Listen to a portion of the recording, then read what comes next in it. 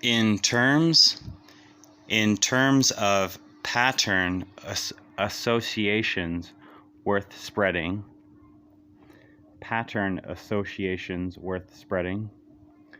I thought we could talk a little bit about Danish physicist Niels Bohr and his relationship to Albert Einstein. How does the expression E equals mc squared physics relate to Niels Bohr's most famous expression, L equals O s orbital? So let's take a little bit of a trip down memory lane to try to create clarity. So we're trying to build a website book that is ubiquitous. So basically,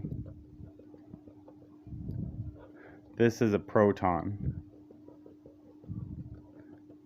and this is an electron field around it. For example,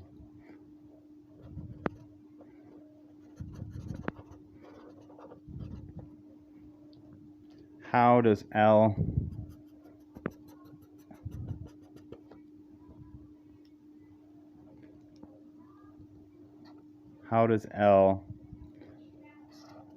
is a somewhat or mostly proportional statement to 0 s nucleus orbital, one of the most powerful expressions in chemistry. How does that relate to E is approximately proportional to mc squared? Like, what does that mean? This E equals mc squared is talking about if the proton is split, how much of its mass becomes energy? Well, interestingly enough, why this matters, you've already guessed it. Why this matters is because this was developed first. Einstein and Niels Bohr were best friends, and this came second in terms of a historical timeline. So basically, this is what I call an intellectual baton pass to the next generation. What does L coming before E really mean? Well, L is an expression of what energy level is an electron at around a proton, dependent upon how much absorption of photons it has. So, in terms of building a book that every person on Earth can use, scientists are pretty cool people.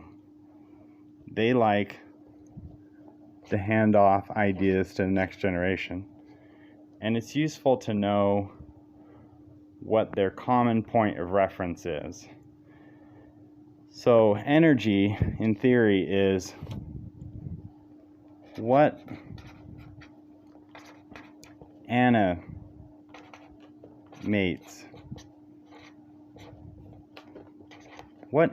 things.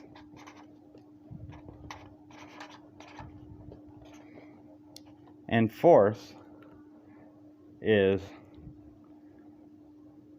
what connects things. So I'm just going to make a little bit of a pitch in terms of why I basically assume, why I work off the assumption that Albert Einstein and Niels Bohr used hive mechanics to basically express the relationship between physics and chemistry. And then we can talk about how species is defined. A male and female can mate and produce offspring. So we have a male and female. Now, in terms of asexual reproduction, love does not connect anything. So it's useful to know where this symbology comes from. And what I would say is, in terms of building a ubiquitous book for every man, woman, and child, it's worth reverse engineering the terminology. So basically, talking about birds and the bees, hives and doves, it's really useful to know where all the other greatest scientists of all time left off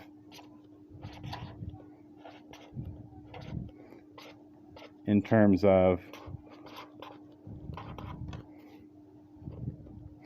from what? Hive, life, energy, gene, form, see, light, from what? Form from, in theory, the center of something emitted something in the past. So I feel like using these concepts keeps people thinking about what the heck. So force connects things, and one of the forces of nature in terms of hive mechanics is love. And it's actually really important to just have a profound technical understanding of these symbols and an anecdotal but artistic perspective on these people were friends. This came first, the concept of L. E came second. Why does that matter? It relates to male, female. And so in terms of building a ubiquitous book website that gives back the backstory of science, we have to try our best to reverse engineer where these people were coming from and exactly how they built off of each other's work.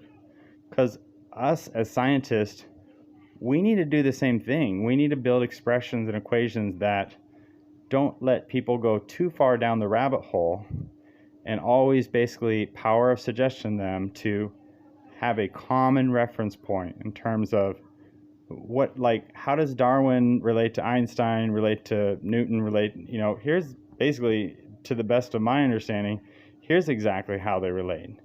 And this is basically where they left off in terms of what kind of experiments we should create next, how we should think about those experiments.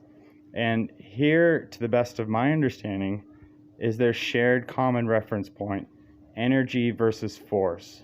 What animates things versus what connects things. And everybody, all scientists, love this concept of dove. So in terms of pattern association that's worth spreading, I think we should really look hard at thinking about how does the birds and the bees, birds, doves, love, live, hive, life, energy, gene, C form, these are extreme generalizations of reality and how energy may or may not relate to force, and how force may or may not relate to matter and mass and energy, and how does energy and genes relate, or do they relate, and why are things organic based. And basically, one of the issues in science that TopWiki attempts to solve is creating extreme clarity by creating a shared set of symbols and a shared base of association for those shared symbols. So I hope this helps you. I hope this serves you. And I hope you got something really positive out of it.